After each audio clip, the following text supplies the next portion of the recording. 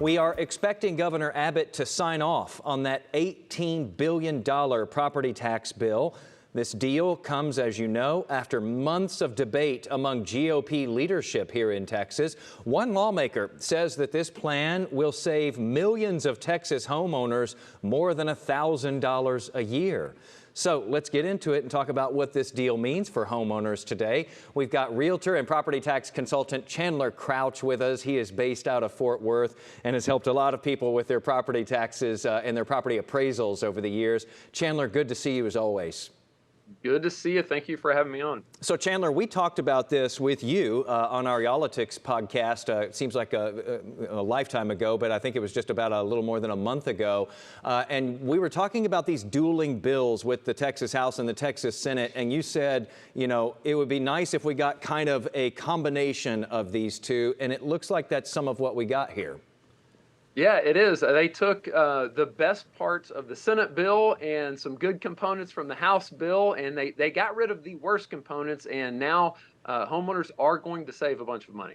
Let's talk a little bit about that because I was looking at Senator Betancourt's page. He's, you know, the author of a lot of this, and he was talking about how a lot of homeowners on average would be saving $1,300, $1,400, I think it was, in the first year and something close to that in the second year. What are you seeing? Do those sorts of numbers look right to you?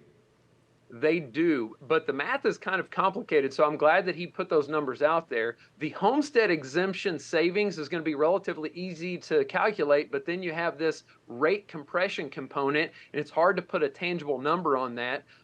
For about a $350,000 house, somewhere in the ballpark of $1,400 of savings is where you're going to see. But they have also done one thing that I haven't heard anybody else talk about. On your tax bill, they're actually going to add a line on the tax bill that says, if it weren't for our wonderful legislators, you would have been paying this much. Instead, your savings has allowed you to pay this much. And I'm actually grateful that they're doing that so that we can know exactly how much money we're saving. I think it's good to at least give us peace of mind that they're down there doing some work for us. It's going to really give us some benefits. Yeah, and as you mentioned, the more information that we can get on these tax bills, the better, so that people actually understand what is going on here. Can you talk, and all of this is specifically targeting the school district taxes that people pay. Basically, the state is taking this huge chunk of money and paying down those taxes so the school district gets the money that it needs and doesn't have to bill you for all of the money that it needs. Can you talk a little bit about the longevity of this? Because, you know, lawmakers went into this session with this record surplus. We're not guaranteed to have that surplus every 2 years when they meet. And it's always great news when they're able to deliver a tax cut. It's hard to take that back in later years, though. Does this look to you, just on first reading, that this is something that's going to be sustainable after 2 years? Well, I don't know if the word sustainability is really it, but it is just a Band-Aid. Now, it's a really good Band-Aid, but it's important that we realize it's just a Band-Aid. And one thing that it's also really important to realize is that all of the ideas and the provisions in these bills and the debate, it's not over whether or not we're going to get a tax break. It's a debate over who's going to pay the tax and how it's going to get paid. The same amount of tax revenue is still being generated. It's just going to get paid out of the state's general fund instead of out of our pockets as homeowners. And so we're shifting the burden so that it's spread out a little bit more. It changes who's going to be paying it. And I think it's really important that we do that because right now homeowners are in a cash flow crunch as our home values increase and our income stays the same or it doesn't increase at the same rate. It puts us in a real bind, and we stand to potentially lose our houses, get taxed out of our homes. And so they're doing the right thing by redrawing the lines. This year, the state budget increased, I think it was over 40%. And so when you have increases on the spending at that level, then and home values increasing astronomically still, then you're going to see this just be a temporary measure. It had to be done. I'm so glad they did it. But in another 2 years, I promise you, we're going to be talking about property taxes again. And in 2 years after that, we're going to be at a level where something has to get passed, another major reform or something is still due for us at that point. Yeah, and Chandler, we should also point out that, people are seeing their homeowners insurance go through the roof here still and have been for several years now. A lot of this savings and what you're paying for property tax may get eaten up with those increases in homeowners insurance. So you might still be, putting aside the same amount for mortgage each month if you pay it through escrow.